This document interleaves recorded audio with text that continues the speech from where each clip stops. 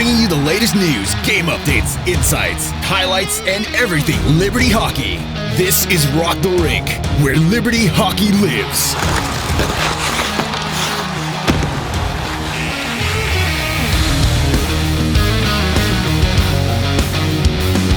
Welcome back to the Rock the Rink podcast. Another ACHA national tournament in the books. Our women's team goes home with another national championship trophy. We'll dive into everything women's hockey after that. We also have Peyton, Carle, and Natty, Glynn, who are going to join us. An awesome duo of girls. But guys, let's start out with our men's team. You know, another Final Four appearance. It's awesome to see the way that this program keeps developing and making those Final Four appearances more consistent. They would take on UNLV in that semifinal. They're up 2-0 in the third period. UNLV scores 5 unanswered goals, and they take it home. They end up winning the national title when all is said and done. What are our takeaways from that game? I know it's a tough loss for the guys. Such a talented team we've watched all semester. You can't discount the great year they've had, but obviously it's a hard way to go out. I'll start. It was just like a numb experience. You just weren't ready. And just going in, I was just so confident. I was like, we're going to get to the finals. We're going to battle it out. We're going to win this thing. And I'll just say the talk from the coaching staff, the talk from the players, the talk from all of our support staff, everybody was on the same page. So from where we've been in the past to where we are, now after this year, it's such an awesome trajectory that the men have been on. They've been consistently in the top 4 year after year.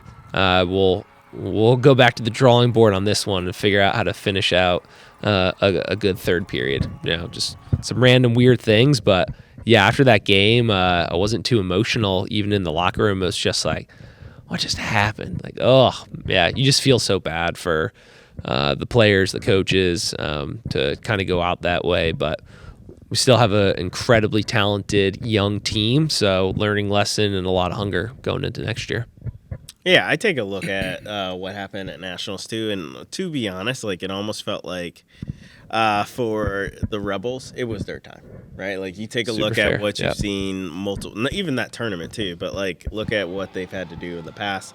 Final Four, quarters, runner-up, now they're champs, right? And then even in that championship, you're down 2-0 in the quarters to Maryville, find a way to win in overtime. You're down 2-0 versus Liberty, find a way to win in that game too. So like, I mean, honestly, I think it was their time. And for Liberty, you're in that same stretch. If you look at what the last 3 national champions, UNLV, also Adrian, looking at them, they Final Four, lost in championship, they won. For them, Minot, lost in championship, huge upset in the quarters the year before, and then they win their championship, right? So like Liberty's now in the same trajectory of what the past 3 champs do. So to me, there's tons of optimism. It is unfortunate the game was the way it was, but at the same time, like I think like again, Liberty's now in that stretch, and you just got to figure out like what is it we're gonna need to do to get over that hump. Because you still have been to 3 Final Fours in the last 5 seasons. So I think that's something to be proud of, especially when you've only been to 1 previous. So, yeah, I think Liberty's there. They just got to do a couple more finer things to get over the hump. Actually, can I ask you guys some questions since you were there seeing it live? Because I got to watch the Jamestown game, did not get to see the UNLV game, right? So one thing that I look at statistically is like the shots. Like UNLV had 56 shots. That's a lot of rubber on net. Yeah. Did you feel like in that game Liberty was just like they're just holding on, or did you feel like they were like playing with UNLV? Until probably mid-third. They were playing with them? UNLV. Okay. Yeah, like UNLV definitely, and even to start the game, Liberty was out shooting them. Right. Like I think at one point it was in favor LU 7-1 when it came to the shot. Like they started out all over them. When the first shot goes in for the Flames, like you're riding high, right? Yeah. So I just think UNLV, they consistently have had a speed game, right? Like you've seen it over the last few years. Even Adrian last year, when they beat UNLV, UNLV outshot them, right? But Adrian held them to a shutout still. So I just felt like it was just the dam eventually broke open once they got that one, and then unfortunately Liberty had some turnovers just outside of their defensive zone, and it led to some great chances for the Rebels. I think there's a couple things come to mind, and one is you guys talk about the window is like kind of open. I think it just cracked open this year, and the reason why I say that is because if we go back like a year or two to like when they were against Minot State and lost in overtime, I felt like Liberty just kind of like held on that entire game. Like in some ways, I never felt like they were that really offensively potent, and so it's fun to see a year this year where your freshmen come out, your young guys, and they are proving their worth that they can play in these big moments. So, again, that's why I wanted to ask you right off the top before we dove into it, like how did you feel like they competed against UNLV? The fact that you said they played 50 minutes with them, and yeah, sometimes in hockey the wheels fall off, right, in the last 10 minutes of a game. That's encouraging, right? And then you go and you kind of look down at the numbers, like Tucker Shields, 6 points. DeMars continued to produce, your captain, Feemster, putting up 3 goals. And Smith, too. Like, so much depth in this team. I think Liberty has finally gotten to the point where you have the depth to compete for a national title. This is the first year in my mind that it's been that way, truthfully. Like, the other teams, you have a chance. Like, you have a chance to win a Natty if you have a hot goaltender, which Verostik's been able to do. But now I think you actually have the complementary team to the goaltender in Couch now that could get the job done. So while it didn't happen this year, it stinks. It is a bummer.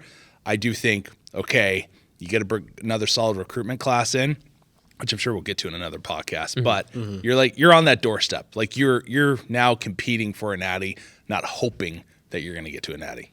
Yeah, that's fair. And that's how we felt a huge chunk of this year, and especially going to St. Louis. It was like, we got all the pieces, right? Like, I mean, Pat said it multiple times of, who knows the number of our lines, but when you have guys who are logging less minutes with 10 or more goals, when, Mason Smith is having a breakout year like he's had, whether it's in 5-on-5 or in special teams, like you're just like, man, everything's clicking, everything's rolling. It was crazy. It was a very wild turn of events. I went into the locker room today to grab something. I was just like, oh man, I can't believe we didn't win. Yeah, it was crazy. Yeah. And it's hard to think about too, because like the way that UNLV beats Adrian like that in the title game, it's like if Liberty's going to make it, I feel like they've got Adrian in that game. But kudos to Adrian too. I mean, they were very they're the reigning national champions, but they were underrated going into the tournament just based on their ranking and how they've performed this year.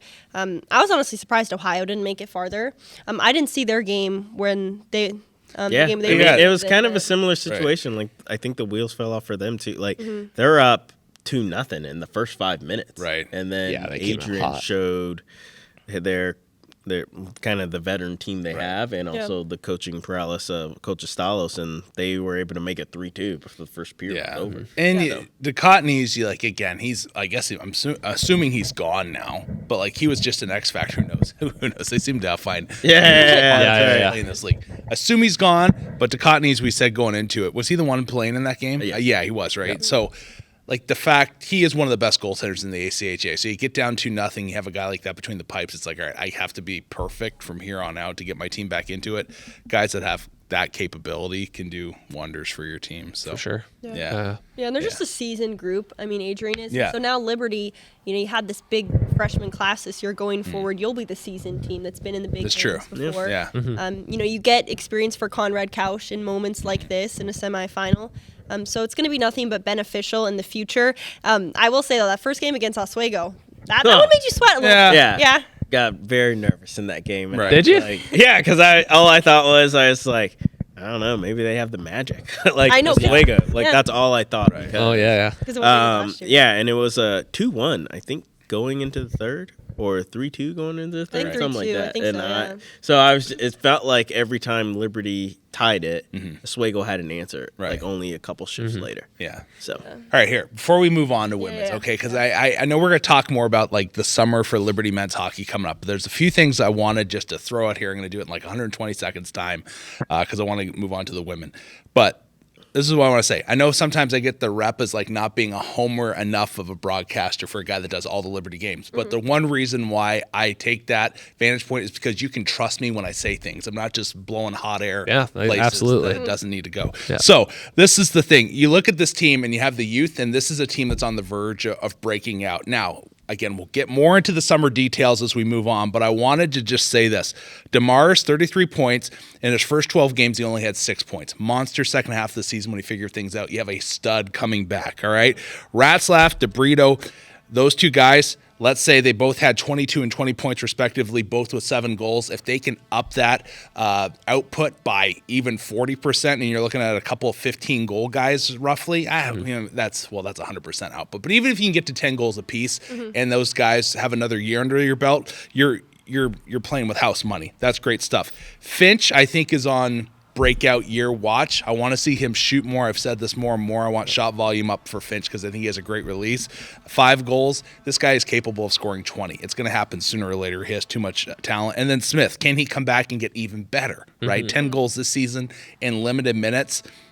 When you're losing, Olsen, Versalono, Bite, Sharon, Calendike, we don't know, there's rumors, and then Cox, you're losing 41 goals there. There's going to have to be some internal development, which is going to take this team from being a Final Four team to a national championship team. And I think this is the team that has the capability of doing. Another one I throw in there is like Essenmacher, who's your 4C all year long. Yep. He scored double-digit goals. Can he have the same production and kind of impact on a game as your 3C, and can he be even better? And then the last thing I'll say is this, is that a great recruitment class came in, tip of the hat, but you have to match that again. And now I know you're not bringing in the same volume, but you are losing a couple big guys in Olsen and Versalono.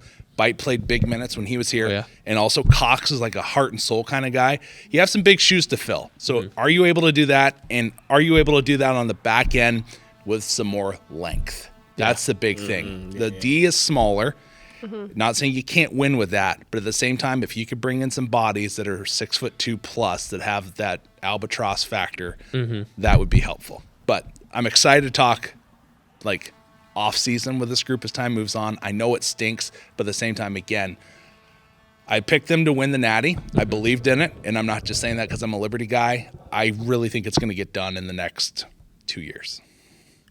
There you go. All right. Yes. There we have it. I'm excited for our pod where we're breaking down the future of Liberty men's D1 hockey. It's going to be a fun one, but let's move on now to our national champions, the women's D1. Let's go. We all knew party poppers. Oh, yeah. We all knew they had a sour taste in their mouth after last season. You could tell that the vibe this season, it was just this insanely driven focus of getting back to the title game and winning it. Again, you had a senior class that wanted to go out the right way, and 2 of those seniors we got to talk to break it all down, Madison, Glynn, and Peyton, Carle. They joined us just a moment ago.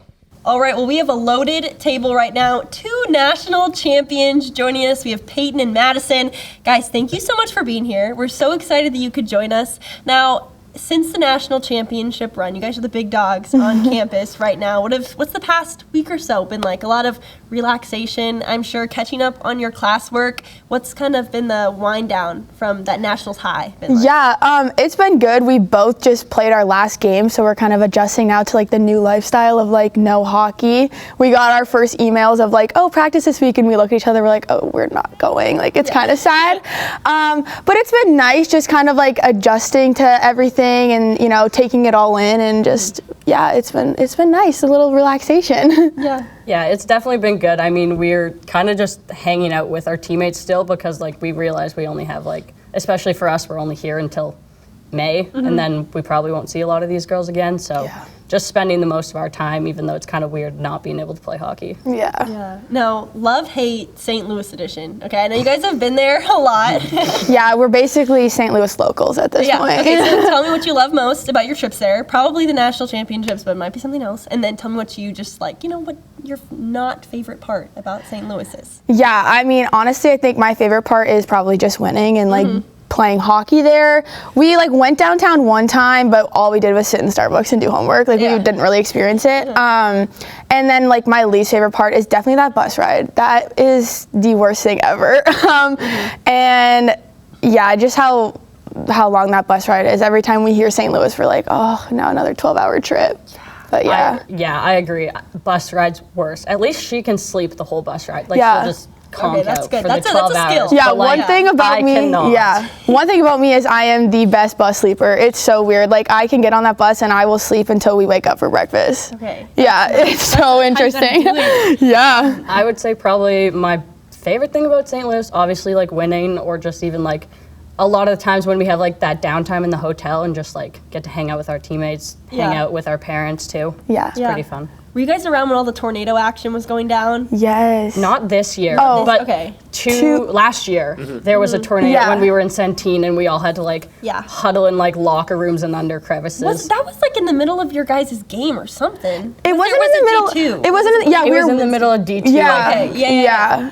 Was Wait, it before a game or for you guys? No, you guys were just around. Because I remember I was in that tunnel and you guys were there. And I was like, this is yeah, we're all like hibernating. We're like, what is going on right now? I mean, I've never experienced a tornado warning before. I was like, are we going to die? Like, what is happening? No, we were just concerned because one of our girls last year, Ace Stretch, her dog was in her parents' van. So we're like, can we just go get the dog? We just want to get the dog. We're like, let us go. Ginny's Get gonna die. Yeah, that was our biggest concern. We're like, it's fine. Yeah, but I don't even think anything ended up happening. I know. Yeah. Well, it's good that all the stuff passed before you guys had to come and play, because that was pretty wild. I mean, I know you guys were there when it was all. Yeah, we've been to multiple tornado warnings. Even in Texas too, right? Yeah, this is number 3 for me. That's Oh, right. wow. Yeah. So, well, going back of that, what city did you like more playing in, Boston or St. Louis? Oh, I loved 100% Boston. Boston. Yeah. Oh, No, all right. Boston Why was is that? amazing. It just like the city, the atmosphere, like the way we were, at the same hotel as the men's team. So it was just like felt like a whole like Liberty retreat, and we were all playing at the same time. It was just it was so fun, and I think we had a lot more families there than we normally do. Yeah. It was Boston by far was my favorite. Yeah, I really liked having all like the Liberty teams that made it to nationals like there at the same time, because it was kind of like you're bouncing energy off each other. Like if you have time, you're going to support the other teams, like gaining that energy and momentum. And then I'd never been to Boston before, so it was cool because I'd been to St. Louis how many times before that? All right. I've had enough of St. Louis. All right, but did you like Centene more or the Boston multiplex? What they call theirs? Megaplex. I don't know. Right, I'm just right. I liked the Megaplex because I liked being like around. Because I mean, like we only really played in like the two like top two rinks that they had. So like I just liked being around like the other teams and like having the atmosphere of like everyone in the same rink. Okay. I actually like Centene better. I like the like bowl experience of like just like it feeling more of like a national game because it's like a big arena. I feel like I like them. But honestly, they both were good. As long as we had fans there cheering us on, I was happy. I just don't like the boards in the Centene one in the big rink. Okay. Like on the bench, there's like a rubber mat across the top of it. Yeah. So like you don't slide when you hop the board. Yeah. So you fall. So there's been countless occurrences of like multiple girls just like Eating it. falling over. Yeah, you're like, Peyton, oh, one there of she them. goes. Oh, how it was the ice. All right. I know it's the No, I board. remember like falling one time and Lowe's was like, Carle, get up. I'm like, that wasn't on purpose. Like, I am literally getting caught on these boards. Like, don't yell at me. The funniest one was when Dana McLeod fell off that. And it's just I'll like go Big back, D's find that falling clip. off that Yeah. boards. And Yeah. he's like, what are you doing? Yeah. No wonder there was a lot of too many men penalties this year. Yeah, because they're probably getting stuck. that they're makes like, sense. I'm coming. Or I'm trying to get on. Yeah, it was interesting. Chantel tells a story of a D that went to like hop the bench and it was over the door and the door opened. So she was just like stuck. Yeah, she's swinging like, back and forth on the teeter-totter. door. That's funny. Yeah, I'd love to have seen that one. Yeah. That's so good. Carle, that was her name. Yeah. Well, let's dive into this Nationals run that you guys made. I mean, after last season, just how pumped up were you guys to get back on national tournament ice again and get the title this time around? I mean, you guys have experienced a lot of titles in your career with Liberty, so just walk me through what the talks were around the team and everything heading into the national tournament. Yeah. I feel like, especially for the seniors and like it being Maddie and I's last, kind of go at it, we were really just like, we have to win. Like, there's honestly no other choice. Like, we have to win. I'm not finishing this without like another national championship. And I feel like our first two, they were so good, but I feel like our freshman year, we went undefeated, so it was just kind of like, we're going to win. And then sophomore year, it's kind of like, we're going to win again just because, like, we always win. And then when we didn't win, I was like, oh, shoot, like, we're taking this for granted that, like, this isn't actually going to happen again.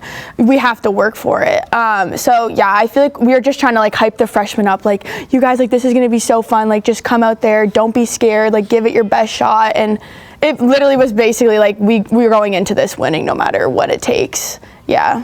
Yeah, I basically like what Peyton said, like we were hyping like the freshmen up, like getting like we realized it's the national tournament, like you're gonna be nervous, but like you got to be able to handle that because, like, especially all of our, like, 7 or 8 seniors that we have, we're like, no, like, we're going into this and we are, like, doing everything we have to be able to come out with that win. So we were just kind of, I don't know. I think even from, like immediately after conferences ended, like that's like just like the only thing is we were just like going so hard and we were just all like not like yelling at each other in like a way to like degrade each other, but like yelling at each other, like screaming in practices every time somebody scored or like made a good play or something, just to like get that energy up. So we all were like at a super high when we went into nationals. Yeah. Who's the biggest source of hype on the team? Like when you just need to get going before a game, who brings it? Good question. That is like hard to think. We all kind of just like hype each other up. Like certain individuals like give a little bit here and there. Like some girls more in like warm ups, some girls more like between periods. Like they need a little bit of a pick me up. I don't really think there's like a specific one. Yeah, I think it honestly depends because there's also like a lot of girls that like to kind of like not be at that extra hype level. Like their readiness for a game is at like that kind of like just above mellow where they're like, no, I'm locked in here. Like I'm not talking. I'm doing that. But then like there's a lot of us that like, I know like me and like Oaks will go back and forth and just like, as soon as everyone leaves after our like prayer circle in the weight room, like the 3 of us will just play suey and just like scream random things. But like I don't know if there's anyone that's like and I feel like too like kind of just like depends on like what type of day someone's having. Like some people like are your biggest hype people and then like the next day you're like, oh, like why are you so quiet? So I feel like it's just kind of like picking each other up and just like constantly like everyone like checking like, oh, that person's head's down, like let's go. Like in between periods depends on how your game's going. Like I think we all just kind of bounce off each other because I know like sometimes in between periods I'm like sitting there like zoned out and she'll be like, Carle, like get back into it. I'm like, okay, yeah, like I'm good. So yeah, I think it kind of just depends on what type of day. I feel like if I had to pick one, I probably would say this year, Presley Ellis. Yeah. Because she like, I don't know. Anytime music comes on, that girl is dancing. Up and dancing. And like, I don't know how she's actually like so good at dancing. Like she's got moves and like she'll just pull them out. Yeah, I remember. And then and it kind of like gets everyone else going because everyone else starts being like, and like everything when she starts going. So I feel like if I had to pick one, it'd be her. Hey, I wouldn't have expected that answer. Yeah, actually, you're so right. Because I remember like the first time we were like in an exhibition game and we're all just like sitting there. I mean, all of us were like, oh, we're playing like HTI or whatever it was. We're like, this is so boring. And then all of a sudden in between periods, like she just starts like busting out dancing and I was like, whoa, okay, freshman, like what is going on, girl? But I mean, got us all up. Yeah. That's so good. We were throwing it around on the bus on the way back of can anyone on the team do a backflip? And apparently Ellie, Sour Hour. Yeah, she does one between every like dance circle. We'll be like, Ellie, hit the backflip, and she'll just go whip it out. I'm like, okay. Wow. Oh, I had no idea until one day she just did it in front of me, and I was like, whoa. Did she do this at nationals? Yeah. I missed this. Oh, terrible. Oh, no. It's in like our workout gear. Yeah. Oh gosh, and skates. That's like when something. you're doing your like I've seen it. what I don't even know. That's circle dance. Dance circle. Yeah, it's so embarrassing, but yeah, we do it. Oh, it's great. I mean, like, oh, that's great. I love seeing that because I was like, oh my gosh, this is I like second seeing it because embarrassment. I'm like thinking, okay, how loose are these girls? And like when you do that, then and when everyone like does the mosh pit jumping into each other. So right before the mosh pit, Ellie will be like, hit it, and she'll just go do it, and we're like, okay, girl. Yeah, I failed. The dance circle that me and Peyton like every time. I don't like I like doing it, it's fine, but I don't like doing it like at away games at Centene when it's like we were up on the concourse and there's a game going on. Yeah, no, because then I'm like, this music is so loud, everyone's screaming, and I'm like, people are definitely just like looking at us, and it's just kind of like, Yeah, the most awkward though is when we play Adrian at their rink and we have to do it like right in front on the lawn and like people are walking in and out of the rink and we're just like sitting there like shimmying and I'm like, oh my gosh, you guys, this cannot be happening. They're gonna be like, is this what girls hockey is? Like this little dance circle? Yes, it is. Yeah, it is. Yeah, no, that's what I'm saying. It's so embarrassing, but I'm like, we have to do it. Like we have to do our dance circle. Yeah, what it is. It's so funny. Dogs, like, yeah, like it just is what it is. Yeah. That's how it goes. We'll do the moonwalk before the game. It's okay. Oh, that's good. So I'm always interested, even as a coach. When the games are going on, I'm never super involved. This year, though, just because we were going into overtimes, I was like, okay, it's the last game. We really need to be fueled. So I'd go in, talk for 30 seconds, come out. What are the intermissions like in a national championship game? From my experience, I walked in like everyone's just completely silent. I'm like, what is happening? Is that normal? Are you guys just super quiet? Coaches come in and then you yell at each other? Like, kind of walk me through that process, and then walk me through like what were the intermissions during first and second overtime like? I feel like our intermissions are very like how they go is very determined on like how the game's going. Okay. Yeah. Like if we're down, usually like captains won't play music when we come in. But if we're up, then like they will until the coaches come in. Like it kind of is like dependent. And it like seems like sometimes like if we're down, it's like, oh, some people think like you gotta be quiet to lock in, whereas like other people are like, no, like I lock in by getting hyped up, doing whatever. So I feel like it kind of depends on our game, how our intermissions actually are. In the first period, we were just, I don't even remember what happened. No, I kind of like blacked out the entire game, but honestly, I'm not gonna lie. But no, I feel like we were very much like just like sitting there like we have to win. Like we can't go into another overtime. Like we have to win. And then like the coaches would walk in and they'd be like, so you guys, we're gonna win. It's okay. And we're like, oh, okay. So if they're confident, we're good. I think we were just like maybe like a bit of like second guessing. Like why are we still going into overtime? Like it literally takes one shot. And then I also think we're all having a little bit of PTSD from last year. Like double overtime and we lost. It's looking a little too So we were like, okay, like let's not get in our heads. And then I think we were all just like kind of like trying to like save energy too of like we were all dead. But yeah, Coach Mo and Coach Lowe's like kept walking in. They're like, you guys, this is awesome. Like we get to like keep going. And then me and Maddie kept looking at it like, oh, you know, we just get another extra period in our hockey career. It's great. But yeah, I think like what she said, it just depends on like how the game's going, what we need to like focus on. And, you know, if we're, you know, game's going good, energy's high, we'll keep it up. But if we need to like, everyone needs to like sit back and like take a step back and think of like what we need to do, we do that too. I think the highest stress point in intermissions in that final game was probably between the second and third when we were down by one. Because then we were like, okay, like, yeah, we're like, this is it. We need to get this one goal to even push it to overtime. So it was kind of like, we were all sitting there and we're like, okay, we need to get this goal. We need to get this goal. And it was kind of like, that was the highest stress. But then again, Lowe's comes in. He's like, nah, we got this, guys. Yeah. I think, I think too with that game was like, we had like the 2 extra intermissions for overtime. And then we also had another like intermission when Presley got hurt. So we were sat in the locker room for like another 10 minutes. So it was a lot of waiting too. And we were kind of just like, guys, like don't get in your head. Like don't start like overthinking this. Like keep like your mental game going strong. So I think that was another challenging part too, was because the game was going so long. We were like, okay, yeah. No, that makes sense. Now, this is a live quiz. What did you girls participate in as far as refueling during those intermissions? I came in, I gave my speech, I walked out. Oh, we know you did. Yeah, what did you both participate in? So I know for next year. Was it the fruit? Was it the gummies? What was hitting it? I was obsessed with the fruit. The fruit was nice and refreshing. And then I just couldn't drink any more water because I was like literally going to pee my pants. All right, I was like, I am going to go like waterboard right now.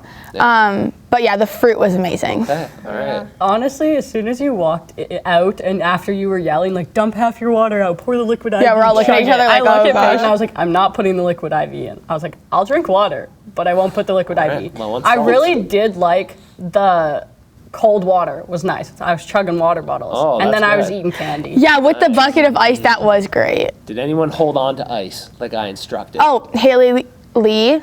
But she like she's been doing that. Like every time I look over at her in a game, she's like an ice pack on her head or something. So there you go. She's got it. There was a lot of people who listened to you about taking their jerseys off to Yeah, that was just too much work for me. I couldn't get under that You gotta one. cool the body down. Yeah. Most of your calories and energy goes towards trying to cool your body. Oh, So if okay. you can help and assist that, you're gonna have more energy Yeah. throughout the game. I was just fanning myself. Okay.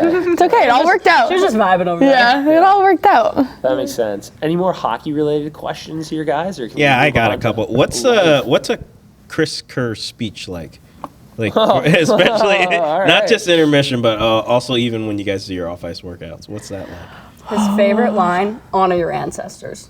Ooh, yeah. Yeah, no, that is so true. Until he told it to me, and I went and did the 1080 sprint, and it was like my worst time ever. And I was like, please don't say that to me again. I was like, Works clearly for it some didn't people, work. doesn't it? Yeah. Clearly it did not work. He honestly is just the most nonchalant person that like we'll just be sitting there and he'll walk in and say something and we're like, what? Or like he'll just like try and like make a joke but like no laugh after and we're like, what is he saying? But I mean everything he says obviously is like great and like we all listen to it, but yeah, he just says the most like nonchalant things and just like keeps it kicking and we're all just like, okay, that was good. When you give your speeches, like there's like almost sometimes like no like There's no emotion or anything. Emotion. It's just like the most monotone, and then at the end of it, you'll just scream. Yeah, and you'll be like, let's go. And we're like, okay, we're up. Let's go.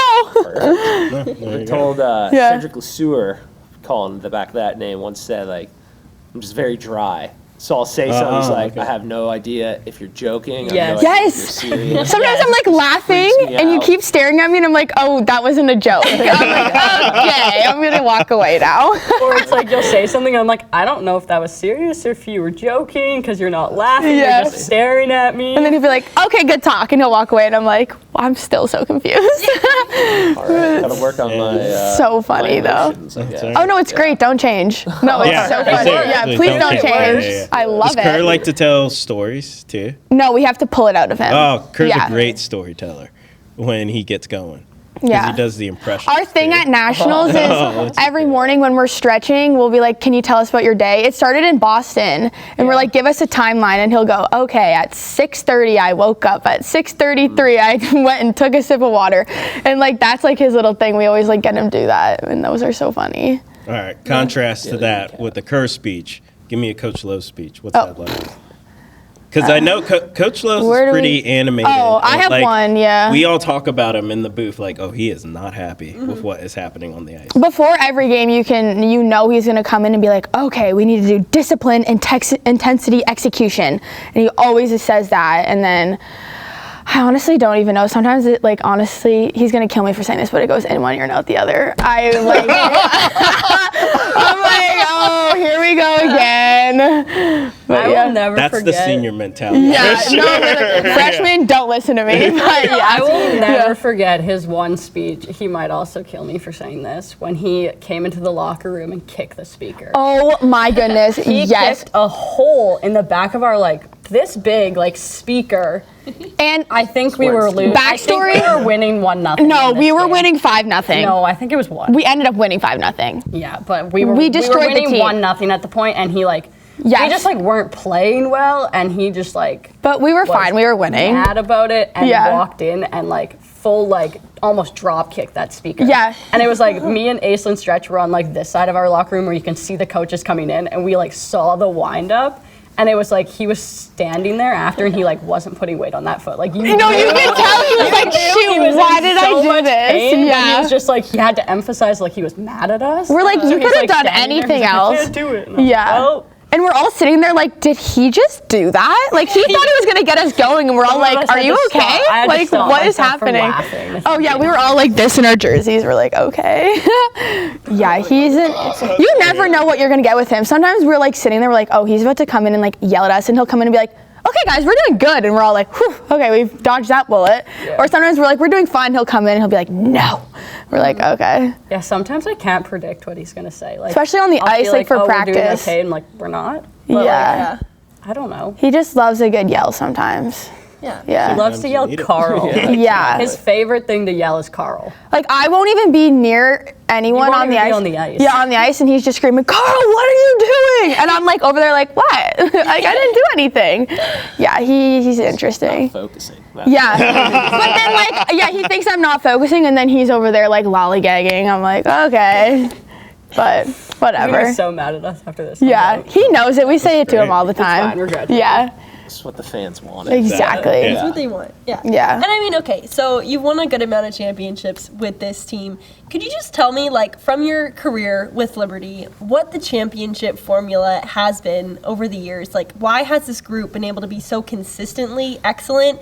Because I'm sure it goes beyond just the product you guys put on the ice. Yeah. You're all very skilled, but what's that secret sauce? I think our secret sauce is that we play for something bigger than our team. We do play for the Lord, and I think that all of us having that as our start, and we just keep that at a higher value than playing for playing for Liberty and playing for ourselves and the name on the back of your jersey and that type of stuff. It's we know that we honor someone higher than that, and at the end of the day, I think that he's the one that gave us all these national championships, and it's allowing us to showcase the Lord and spreading the word to a lot of other people, and us being able to play at these national championship games, and then praying after and seeing the other teams and everyone around us watching, it puts his name out there. And I think he's we're disciples of him, and we're showing you know, his love for us and like saying like he's the one that's allowing us to do all of this stuff. He's the one that's,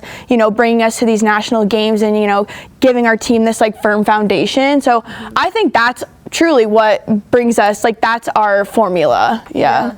I agree. I mean, obviously, like we're playing for something higher than just a sport, but I also think the fact that like as a team, we all play for each other more than we play for ourselves. So like you're playing for the girl next to you, so like I'd be playing for Peyton and like Peyton's playing for me more than I'm just simply playing for myself, which puts a lot of like reliability on each other. And it's like you're not just here for yourself, you're here for your teammates, you're here for your coaches, you're here for your family to help you get here. And it's more than just like one single thing. And I think too with us is like we all keep each other so accountable. We have like no boundaries, you know what I mean? It's kind of like, which, yeah, that kind of sounds bad, but like no boundaries whatsoever. I will call you out. No, but yeah, it's like we all have such a good relationship with each other and respect each other so much that it's like when someone's not pulling their weight, it's like we're gonna sit there and we're gonna tell you, and you're gonna take it not as like malicious intent, like you're gonna take it as like, okay, you know what, they want me to be better, and not even for myself but for the team around me. So it's like we all respect each other so much and can see the potential that we all have, that like, you know, it truly what makes us a good team too. And like our coaches are our biggest support systems. Like we all have like good like personal relationships with them too, not just like with hockey. So I think it allows us to all just like trust each other and just, again, at the end of the day, we all respect each other too. So yeah, I think all of that just builds like a good team bond, and we really emphasize like team bonding trips, and you know, we have like good like little like powwows with each other of like, okay, what's making you like feel like this, and like that type of stuff. And we have our own little Devo groups, and it's just like those little things that allow people to, you know, feel comfortable in our environment. And at the end of the day, like that's what's going to make them perform the best too. Yeah, and I feel like obviously like it might sound kind of harsh, like if you're not pulling your weight, well, like, we'll call you out, but like we're not just going to call you out and let you sit there with that. Like we're going to call you out and be like, we're also here to help you, and like we're going to help you take these steps to get where you need to be and doing what you need to do. Like we're not just going to leave you hanging dry. Yeah.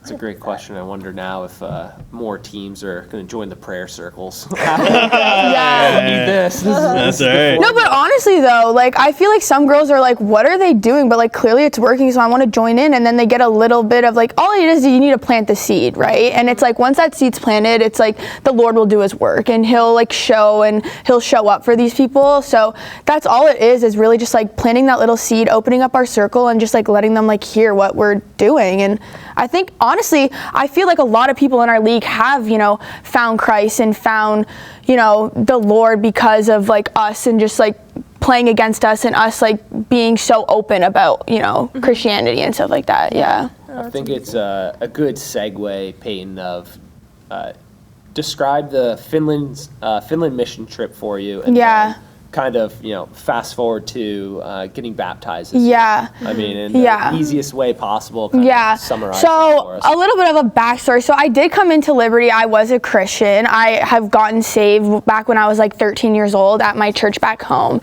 And I came here thinking like, oh, you know what, like it's all gonna be good, and it wasn't. I, you know, went through a lot of like personal things that I was dealing with. I wasn't living the Christian life that I wanted to live. I was doing things that I shouldn't be doing, and just thinking like that's okay. And I'm like in my head like, no, the Lord's got me, like I'm good. And I was just taking a lot of things for granted too. And then I was, you know, we went to Finland, and I went into it thinking like, oh, this is so cool. Our team's going to Europe to play hockey. Not thinking like, oh, my team's going to Europe, like let's dive into this missions trip of like, you know, listening to what other people have to say and like seeing the Lord work. I went into it like hockey, and we got there and it was fun. And then all of a sudden I like see, you know, people like building connections, and like girls are coming to me being like, oh, you have to listen to like what this like person said to me at the church and like all this stuff. And I'm like, why am I not taking opportunity right now to, you know, go and like speak to someone? So it was like New Year's Eve or the day before New Year's Eve or one of those days, me and a couple of the girls sat at a table, and some older lady came up to me, and she like just like sat, and we started talking. And then I was so proud to be at Liberty, and I was showing her, I was like, you know, look at this, look at our convocations we get to go to like 3 times a week, and you know, we have all these churches and we have all these resources, and we do Devo groups. And she's just sitting there like bawling, and I'm like, oh, like why are you crying? She's like, you don't understand how blessed you are to be able to go and do this. And I'm like, but like, yeah, you're right, but like, yeah, but you're here. And she's like, I walk 45 minutes every single Sunday in the freezing cold to church because I don't have a car. Her husband ended up passing away. And she's like, all I want to do is for that hour, just sit in that church and be with the Lord and be around people that are Christian and like-minded. And I'm like, oh, whoa. And I'm sitting here like so proud of showing her like Liberty and all the things we have. And like I was taking it so much for granted. And like I was like trying to get out of convo every chance I could get. I'm like, hey, like I have an excused absence, like I'm not going. And then it like really took me back of like, why am I fighting this so much when it's all right in front of me? You know what I mean? I have all this right here and like I can feel it in my heart, like the Lord's pushing me to like, you know, go dive in, go take these opportunities, because in 4 years, like I'm not going to be able to, you know, just walk into a convocation with thousands of people, you know, praising the Lord. Like, so it humbled me so much. And then Coach Mo and I were having a couple deep talks too. And I just felt it so heavy in my heart. I was like, I need to change for the betterment of myself. And like, I think this is the Lord showing me that right now. And we just like prayed a lot. I regave my life to Christ there. And I just wanted a fresh start. It was a, you know, New Year's Day. It was a fresh new start. And I was like, I need to come back to Liberty and be changed, not just for myself, but also for the people around me, and be able to take every experience that I can here and not leave with any regrets. So that ended up happening, and then it changed my life forever, that trip. I mean, the Lord was working, and it was crazy to think too, we were going there thinking like, you know, we're gonna go help other people, but I'm like, that trip like helped me, of like trying to be someone there, trying to go help someone. It's like, I needed to go there to actually help myself, and like those people were helping me. I wasn't even just helping them. So it was really cool experience. And then we came back and I was still going, and in the back of my head I was like, baptism, yes, like I want to go get rebaptized. I just want to like start fresh and clean. And then my roommate, so we live with Zasha, Sophia, and Brooklyn on our team. And Sophia just got saved a couple months ago. And then we're like sitting in the kitchen, and I was like really heavy of like I was just kind of praying like, Lord, like if I need to get baptized right now, like kind of just like show me and like push me to it. And I was like, you know, just like in the kitchen, whatever. And Soph looked over at me and she goes, hey, Pay, like I'm getting like baptized in like a couple weeks. Like, would you want to get baptized with me? And I just sat there and I almost started crying. I was like, oh my gosh, like that is what I needed to hear. I was like, yes, like I want to get baptized with you. And then it ended up working out perfectly. It was senior weekend. My whole family came, her whole family came. A bunch of our families were there. Our whole team was there supporting us. You know, we got baptized on senior weekend. It was an experience I never like thought I was going to be able to say, but that just shows like the Lord has a plan for you. And like it took me a long time to like get to all these steps, but it just showed that like I needed to go through all of these different like stages to like get to this point, and like it all ended up working out in the end. And yeah, it's been a wild 4 years, but like, it really has been like life-changing, seriously. Yeah, it's been so good. A wild 4 years, you girls. Well, first off, thank you for sharing all that. Sorry, that was probably a little longer than you wanted, but I can yap about it. It's amazing. I can go on. Somebody, yeah, right? it's crazy. We all have incredible stories, and we have these stories and experiences to be able to relate to people, be able to, like you said, plant that seed with somebody. There's going to be a girl 3-4 years from now that comes to Liberty because of you two and the game that you play, the games that you've won, and they're going to want to be a part of that, and they're going to be able to have that kind of shared story. So they'll be on your shoulders just like you're on the shoulders of someone from 2016, 18 that has experienced and had the same thing. So you mentioned long 4 years. We'll start to kind of wrap her up here. I'm sure you girls are ready to rock, but 4 years, what would you say to a girl that's interested in coming to Liberty? And like, what are the things of like, you should come here because of, and then also like, you should not come here because of. So for example, like if you want to be a selfish player and you wanted to score all the points, like this probably isn't the team, probably isn't the program for you. So what are some of the things of like, you know, this is what you should want and this is what you should have. You should be a part of this team versus like, you know, who wouldn't be a good fit to come into Liberty. You girls have won a lot, you've experienced a lot, you've had a lot of teammates. just kind of lay that out for a potential recruit listening to this podcast, whether it's tomorrow or in a month or in a year. I feel like, well, I'm going to start with what not, maybe. Yeah. I feel like that's what comes to my mind right away. I feel like just like, especially like with our team, like if you're not willing to be a team player and you're not willing to like dive into that team aspect and not like, and put yourself aside and stuff like that. And also like, I think a big thing with our team is like the maturity that each of our girls have, and like we're not into that like high school drama that a lot of like girls teams have. Like girls teams have a lot of drama, I'm not gonna lie. Did you know that, Pat? Oh, yeah. But this, like, We're just some moody girls. I saw them implode a team in nationals We're this just year. some moody girls. but like in all honesty, like not even just because like I'm saying this right now, but like this has like been the girls team that I've been on that has like had the least problems, the least conflicts, the least like drama between players, blah blah blah. Like I've been on some very dramatic teams. Like my AAA team, there was a lot of drama. Like anything you do, somebody apparently there's nothing else to do besides play hockey and start drama, I guess. But no, like so especially like if you're not willing to like have that maturity and take that like little like high school mindset, we like to call it, out of it, then like it's not really going to work because of the fact that like we like to respect each other and respect what everybody's doing. And it's like if something doesn't actually like involve you, don't get into it. And same way as like if something does involve you, have a face-to-face conversation with the person it does involve, and it's solved. So like kind of like that aspect, if like you're not willing to like be a team player and be like more mature, then like I feel like this wouldn't be a good place for you. Like you wouldn't fit in as much. You wouldn't like, you might start some drama. Basically grow up. Yeah, good.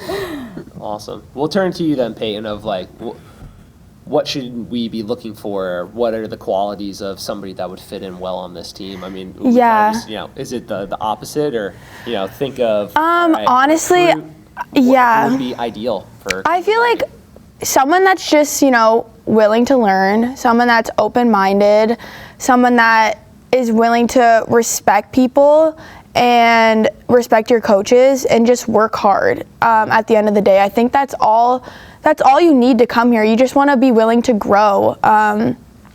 You don't even need to come here being a Christian. We've had a lot of girls come here and not even know the Lord and leave as, a Devo leader.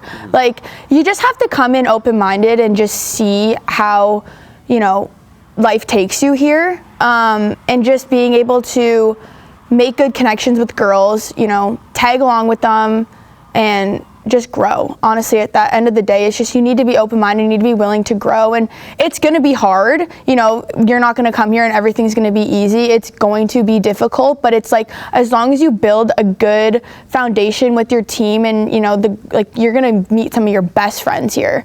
It will all work out in the end. Yeah. Awesome. Yeah. Good. I got one more. Anything else from you guys? I'm good. Yeah, you go for it. Yeah, all right. We'll end her on this. This one's going to be directed towards you, Peyton, but Maddie, definitely want your input. This is a fan writing question. Oh, great. Please ask Peyton Carle how things are going as she launches into motherhood. Oh my gosh. Yeah, so I have a kid.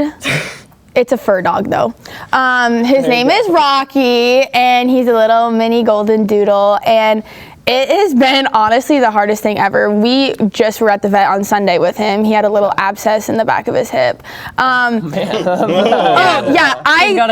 say this, full-heartedly, that the Lord blessed me with this little puppy to teach me patience, because if you know me, I have no patience, and I am super stubborn and a little dramatic. And Natty. Is the dog at the house with like all the girls? Oh, all the girls. Oh, yeah. Okay. Yeah, this poor little thing. Is like in heaven. Yeah. All right. Yeah. But he stays in the basement. He's on basement rest right now because he's potty training. Yeah. But yeah, I think the Lord gave me him for my patience, and it really has tested me, but I wouldn't change it for the world. He is the cutest little thing ever. And he's so good. He's like everyone's little baby, and he really is a baby. Like, we brought him to our team fire the other day, and like he's just like in there like cradling. Everyone's like, oh, you can tell who raised him because look at him.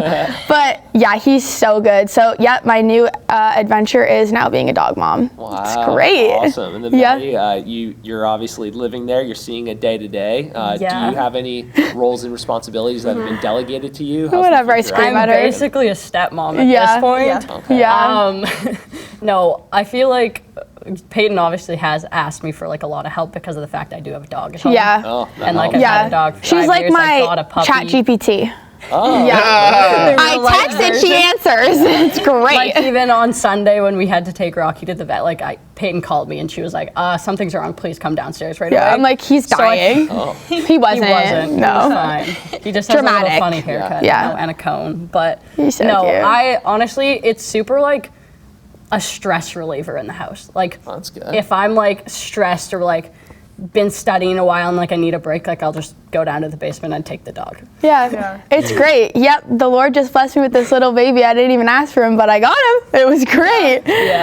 We love having him in the house. And I feel like, I mean, the rest of the girls do as well. Like Brooklyn too. Like she's loves obsessed. Playing with him. Even like Emerson will come over just to hang out with him. Like he was on some another level of energy last night. He gets the little 5-month-old zoomies. It's so fun. Yeah, so good. Well, the team's gonna need a new team dog once you move on. Like you guys need a team dog. I'll bring him around the rink. He came he comes to all of our games. Okay, we got him a little like Liberty jersey. I literally treat him like he's my son, like a full blown 100%. I mean he is, but still, he comes literally everywhere with us. That's like so it's good. wild. Well, it was actually Peyton's birthday last week. Oh yeah. And the Adamax sisters got her a present, and it is a doggy like purse. tote bag. No way. Yeah, I put him right in there. I said we're going. Like a baby carrier, but for a dog. He's like 10 pounds right now. I think he'll get to like maybe 15. He's just a little. He's just a little. Just a mini. So it'll be I heard okay. Golden Doodle, and I was like, that's No, and the thing is too, it's like if you knew me before Rocky, like I was terrified of dogs. Yeah. Like a dog came near me, I'd like hide behind her. I'm like, oh, like no, I don't like dogs. So he's definitely making me, like puppies a little bit more. Clean you up. Yeah, he is. So That's amazing. Yeah, post career, just becoming a mom. yeah, literally a mom, and then law school. Yeah. Oh my gosh, well, we love it. It's been amazing watching you guys over the course of your career with the team. Sad we won't get to see it anymore, but hey, a 7th title for the team. Not a bad way to go out. So congratulations, and thank you guys so much for joining us. Thanks. Thank you so much for having us. Yeah, we did it. Let's go.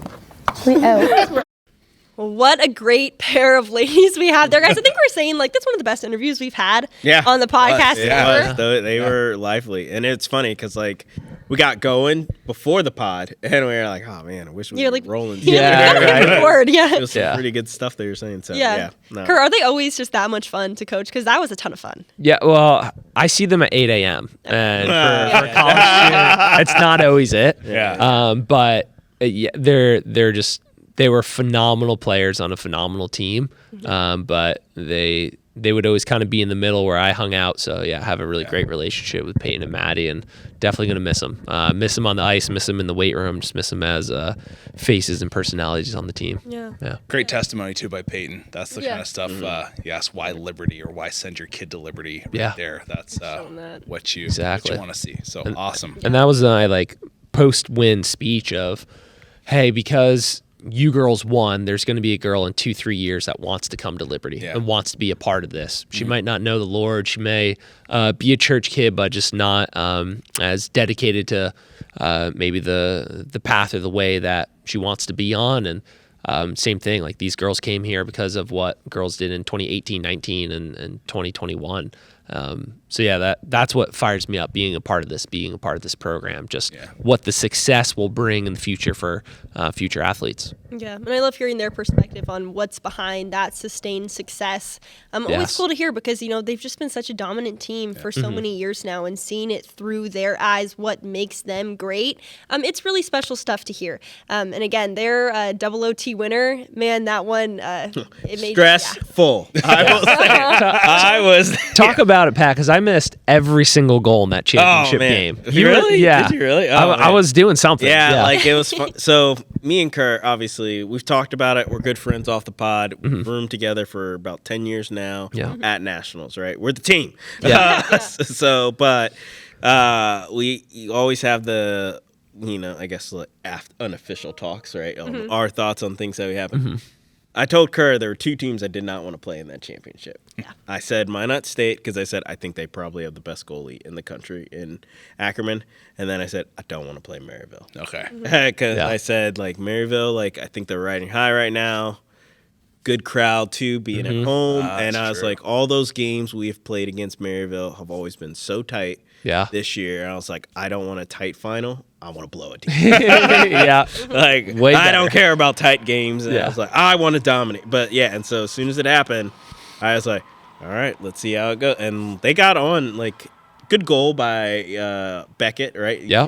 Leads the country in goals, National Player of the Year with that kind of crowd. You expect her to score one goal, and great 1-T from her after getting a pass from behind the net. But, girls battled. And something weird that was happening in that game, too, like, there were no calls. And that is crazy. That's not normal.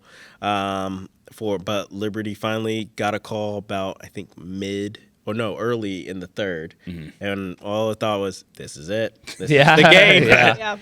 10 seconds we scored. Right? Sophia Adamek showcased why she's got some of the best hands for a D-man. Took it behind the net, waited, found Oaks, popped it right in. So fast. And then, obviously, Zasha Kerr said she would have a monster year after her offseason. She proved that this season and, got the game winner in double OT. And great vindication also for Alex Keith. Absolutely. Last year. Yeah. Because she had to make some really big saves in that game. And I know some of the goals that I feel like Maryville scored in their first 3 games of Nationals. Tried to do the same thing with Keith, and she was too talented. She's too good of a goaltender, I think, for them to have those shots going. And so, like, she had to make some big saves when called upon, and it was great to see her get that vindication. It's great. Yeah, so great to see. I mean, Zasha had to make a monster tournament for her. Awesome to see her step up. But now, welcome to the off season. It's officially that time of year. Kerr, I know that your women's team already back at practices. You're keeping fit. No rest for the weary, Kerr. No rest. No, not at all.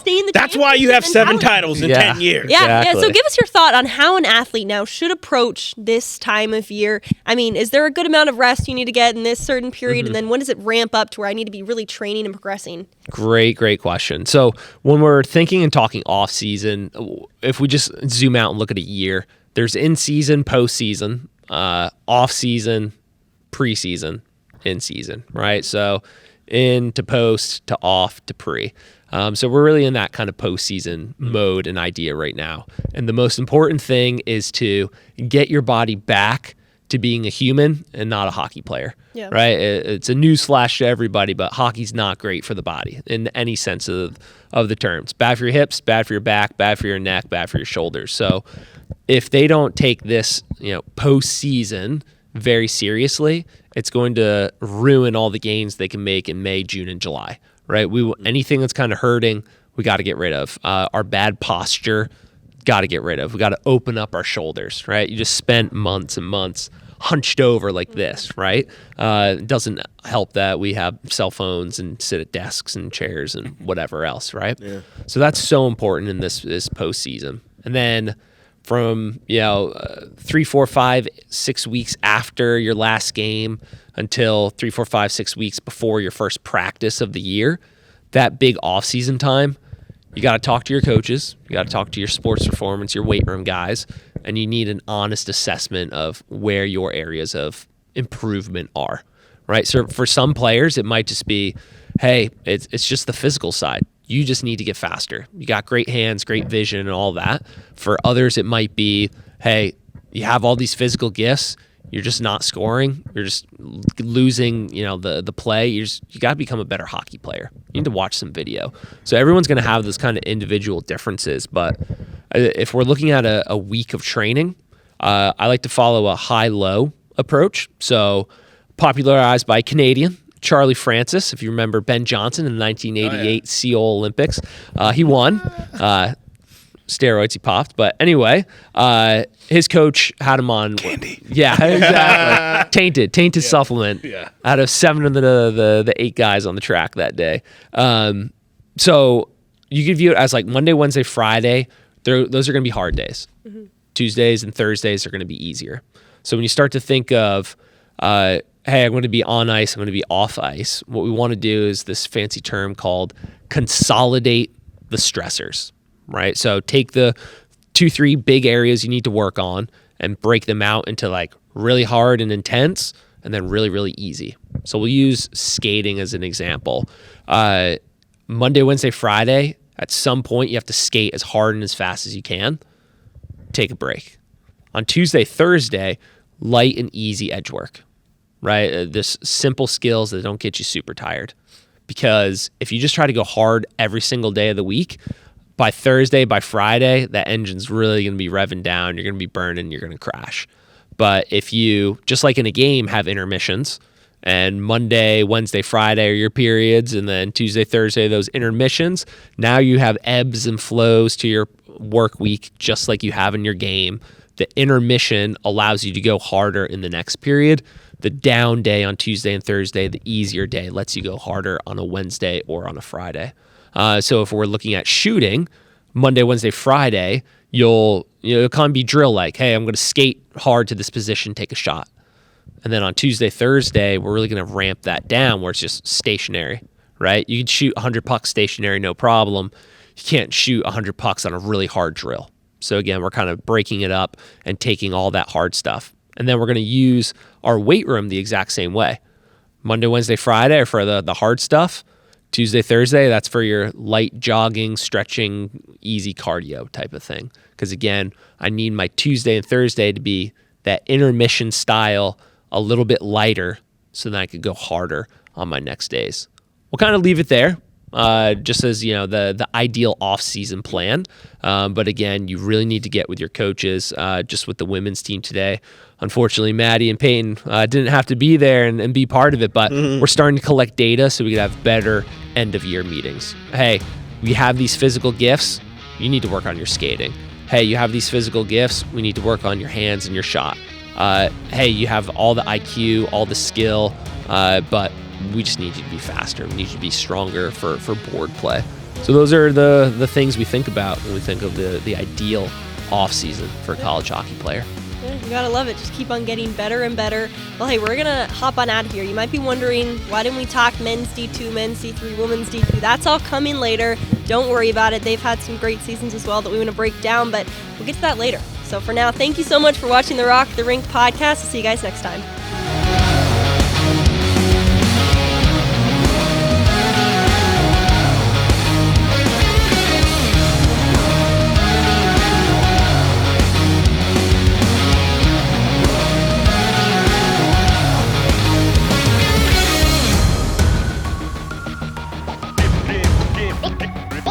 Use